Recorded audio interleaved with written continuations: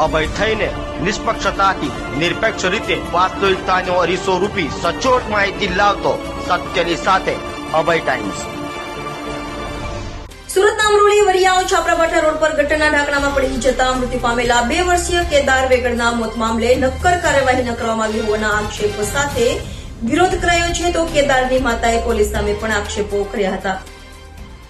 સુરતના અમરોલી વિસ્તારમાં મહાનગરપાલિકાની ગંભીર બેદરકારીના કારણે 2 વર્ષીય નિર્દોષ બાળકનો જીવ ગયો હતો। 5 ફેબ્રુઆરીએ વરિયાવ છાપરાભાઠા રોડ પર ટી પોઈન્ટ નજીક ભરાતી બુધવારી બજારમાં તૂટેલા ગટરના ઢાંકણમાં પડી જતા 2 વર્ષીય કેદાર વેગડનું દુઃખદ અવસાન થયું હતું। આ પ્રકરણમાં અમરેલી પોલીસે સાપરા ધનુષ્યવધનો ગુનો નોંધવામાં આવ્યો હતો। આ સાથે જ એક સુપરવાઇઝર અને જુનિયર ઇજનેરના નામ આપીને આ બંનેને જવાબદાર ઠેરવવામાં આવ્યા હતા। છેલ્લા 2 મહિનાથી આ બંને અધિકારીઓ ભાગતા ફરી રહ્યા છે, જેથી મૃતક કેદારના પરિવારજનો ન્યાય માટે પોલીસ સ્ટેશનના ધક્કા ખાઈ રહ્યા છે અને જણાવ્યું હતું કે આ લોકોએ બંગડી પહેરીને ઘરમાં બેસી જવું જોઈએ અને ઢાંકણીમાં પાણી લઈને ડૂબી મરવું જોઈએ। મૃતક કેદારના માતા વૈશાલીબેને જણાવ્યું હતું કે છેલ્લા 2 થી 2.5 મહિનાથી અમે પોલીસ સ્ટેશનના ધક્કા ખાઈ રહ્યા છીએ। આ લોકો અમને ઉચ્ચક જવાબ આપે છે કે કહે છે કે 2 ટીમો મોકલેલી છે અને શોધખોળ શરૂ કરી છે, તો હું તો કહું છું કે આ લોકોએ બંગડી પહેરીને ઘરમાં બેસી જવું જોઈએ। એનાથી વધારે આ લોકોથી કંઈ થઈ શકે તેમ નથી, એટલે જ વસ્તુ જ કરાય એ બેસ્ટ છે। આ ઘટના પાછળ જે જવાબદાર હતા તેમને સજા થાય એ પ્રકારની ન્યાયની આશા છે। ફરિયાદમાં જે કલમ લગાવવામાં આવી છે એ પ્રમાણે લોકોને સજા થાય, અમારી બીજી કોઈ માંગ નથી। જો ન્યાય નહીં મળે તો અમે ઉપવાસ પર ઉતરીશું। હું તો એમ કહું છું કે આ લોકોએ ઢાંકણીમાં પાણી લઈને ડૂબી મરવું જોઈએ, એવું કામ અમરોલી પોલીસનું છે। આપનું નામ?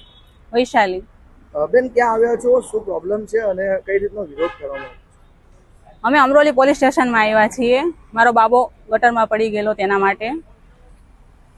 તો શું કીધું પોલીસ દ્વારા? અત્યારે તમે કેટલા દિવસથી આવી રહ્યા છો અને શું પ્રોબ્લેમ આવે છે? અમે 2 મહિનાથી 2.5 મહિનાથી તો કમસે કમ ધક્કા ખાઈએ જ છીએ, જ્યાંનો પડી ગયો છે ત્યાંનો। એ બધા ઉચક જવાબ આપવામાં આવે છે, બધા સરખા કઈ જવાબ દેતા નથી ને કહે છે કે 2 ટીમો મોકલી છે અને શોધખોળ કરીએ છીએ। હું તો એમ કહું આ લોકોને બંગડી પહેરીને ઘરમાં બેસી જવું જોઈએ, એનાથી વધારે આનાથી કાંઈ થાય એમ નથી। એ વસ્તુ કરાય બેસ્ટ છે। 2 મહિનાથી વધુનો સમય થઈ ગયો છે, શું ન્યાયની આશા રાખો છો? ન્યાયની આશા એ જ છે કે જે ભાઈ આની પાછળ જે હતા એ લોકોને સજા થાય, જે અમને કલમ મૂકી છે એના પ્રત્યે જે સજા થતી હોય એ થાય એ લોકોને એમ। બીજું અમારે બીજી કોઈ માંગ નથી, અમે કરી નથી કે અમને એટલા પૈસા આપો કે અમને આમ આપો કે ઓલું આપો કે એમ।